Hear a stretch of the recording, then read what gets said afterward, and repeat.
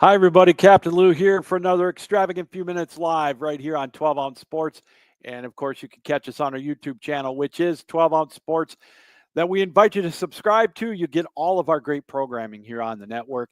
And for those of you that like us on the Captain Lou Extravaganza Facebook page, you can watch the extravaganza on there as well as all of our extravagant few minutes. Happy Monday after the draft, April the 28th, 2025. How did your team do? I know the Detroit Lions, my team, they did all right. Made some good picks, solidified the defensive and offensive line. Got a couple of wide receivers I like. It's going to be interesting to see how training camp unfolds in a couple of months for the Lions and every other team in the National Football League. And of course, all eyes are going to be on Cleveland. They've got the center stage right now, especially with the draft, at least until the schedule makers come out on May 14th with the overall schedule, the master schedule. But the Cleveland Browns, the circus is still in town in Cleveland. Now, you thought maybe getting rid of Deshaun Watson or trying to get rid of Deshaun Watson, the circus would leave. Well, the circus didn't leave. It just got some new participants, Shedeur Sanders and his dad, Dion. Now, I know some people think that it's collusion that he went until the 5th round to be drafted. I don't know if it's collusion or not. I don't think it is. How would you feel if you came in for an interview? You were an employer and someone came in to interview for a job. They dictated the terms. They told you when they were going to play. They wanted to be the starter or else. They made the demands. What would you do?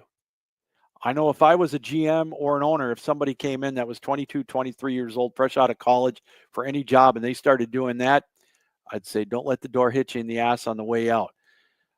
I think my first theory on Cleveland doing it, they want to put asses in seats. They see dollar signs behind it. Cleveland has not shown me that they've been serious about winning since they were the old Cleveland Browns back in the 80s with Bernie Kosar. And this is just another example of it. Now, I could be wrong.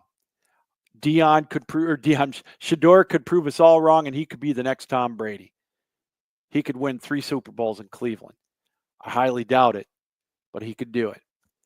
But I wonder, he's had this kind of upbringing. He's been pumped up. He's had the spotlight. He's got one of the best PR guys of all time in the NFL and Major League Baseball for that matter. And now college football, that being his dad, Dion. He's got the bright lights. He's got all the flash, the pizzazz, you name it. So he knows nothing different. Humble is not in this man's dictionary. It's not in his repertoire. And you would think maybe he was humbled in the 5th round. I doubt it because they're already making waves. It's going to be interesting to see.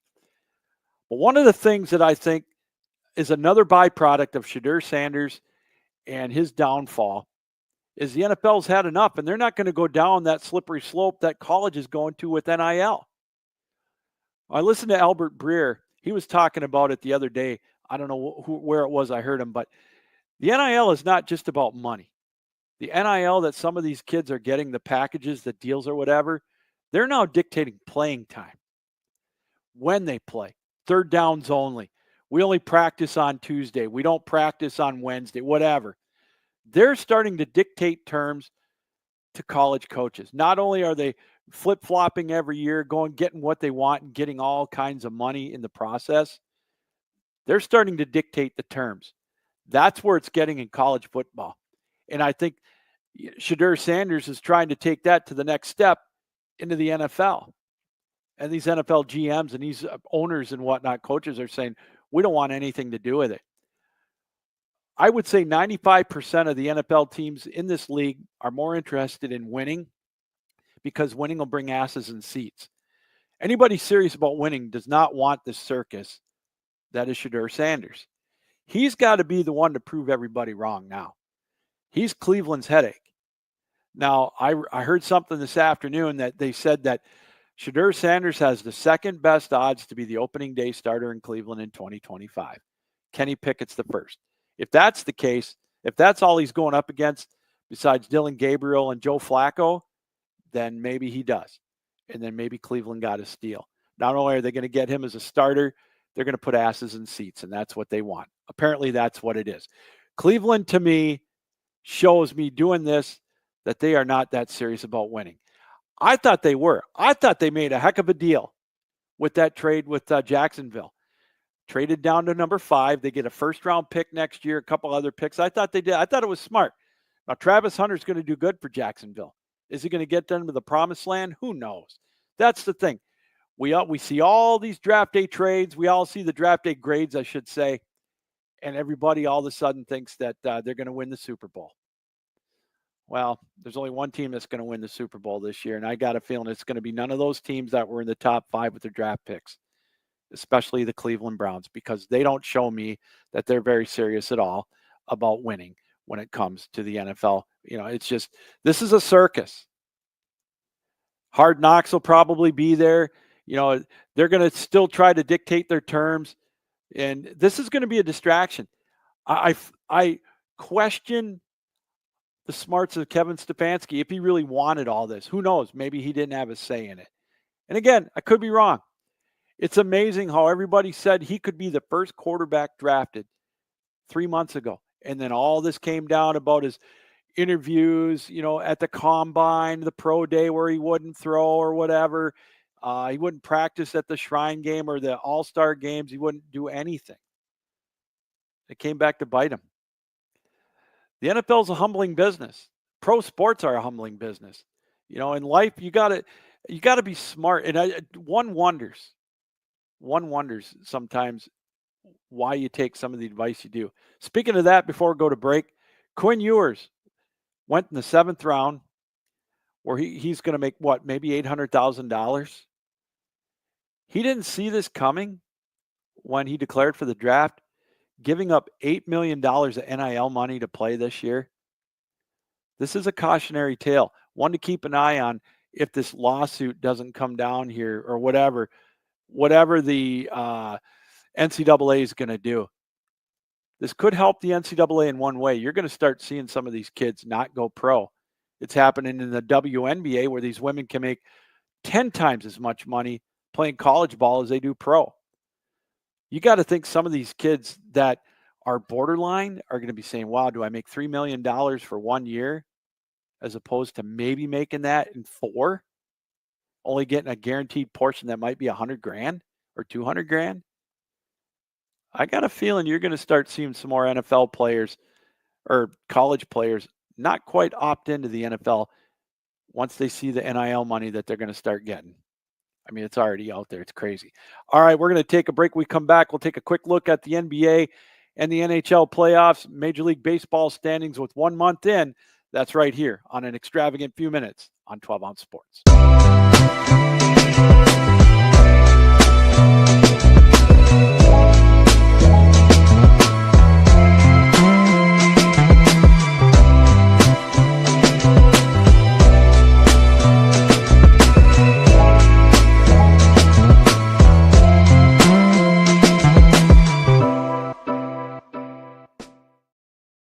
Welcome back to an extravagant few minutes here on 12-Ounce Sports and the Captain Lou Extravaganza Facebook page.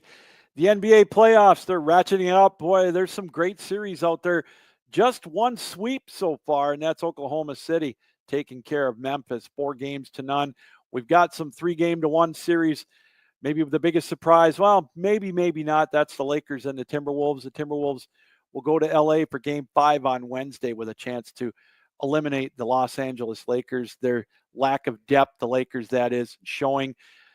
The Pistons losing a heartbreaker yesterday to the New York Knicks. They're down 3-1. Some of the other series that we've got going on right now, the Clippers and the Nuggets all tied up at 2. I think that one's going to go 7. I could see the Rockets and Warriors play tonight at 10 o'clock. That's a huge game for the Rockets. If they win tonight and even it up, maybe they can make it a series. If not, look for Golden State to advance in that one. Cleveland, they're looking to knock out the Heat in Game 4. The Pacers doing away with the Bucks. It's 3-1 right now. It's not over with, but Dame Lillard getting that Achilles injury, man, that's going to be tough for them to come back.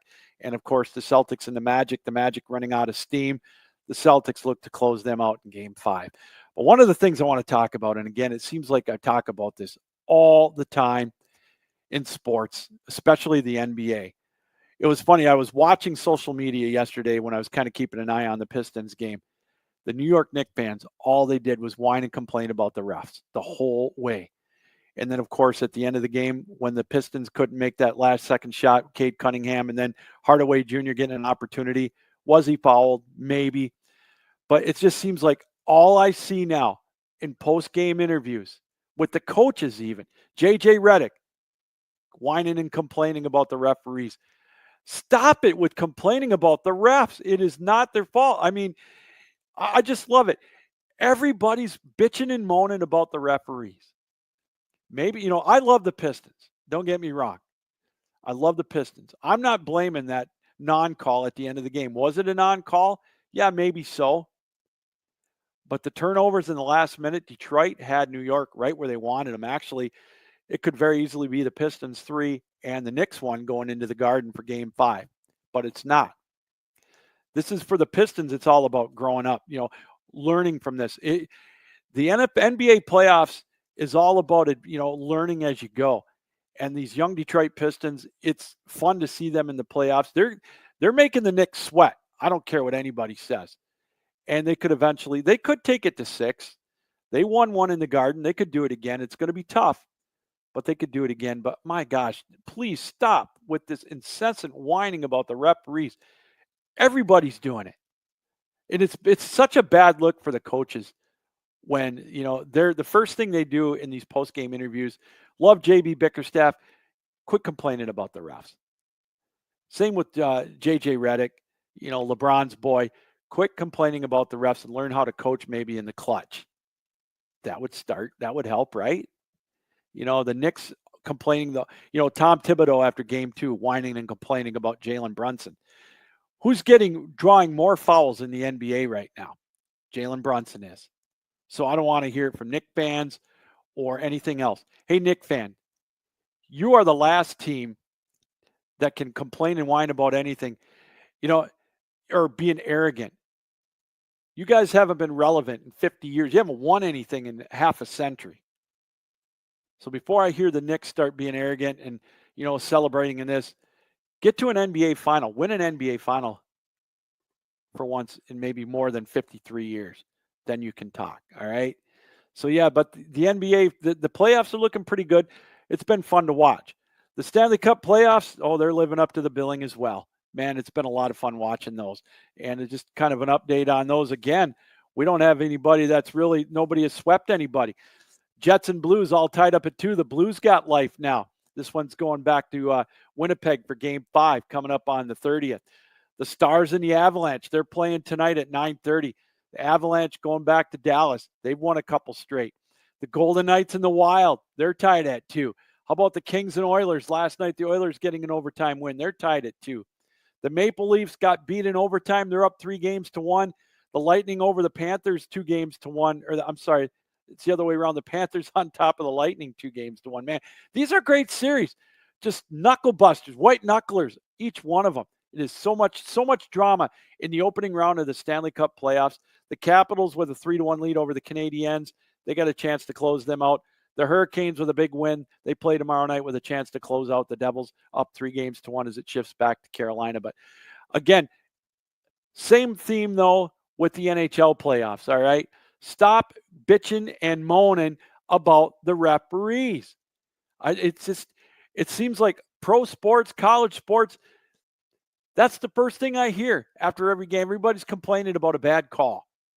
No, that's not. It is so old. Is it because betting is legal now in the United States? Is that why it's ratcheted up? I don't know. It's crazy.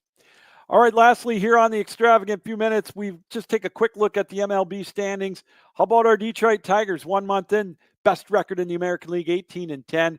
What a pitching staff right now for the Tigers. They're tied with the Yankees for run differential at plus 42. They've got an 18-10 record, the Tigers.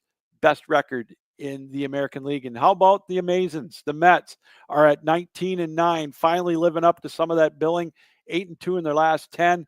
They've got themselves a 4-game lead over the Philadelphia Phillies at 15-13. They're the top team. The Giants, the San Francisco Giants, to some, maybe the surprise team.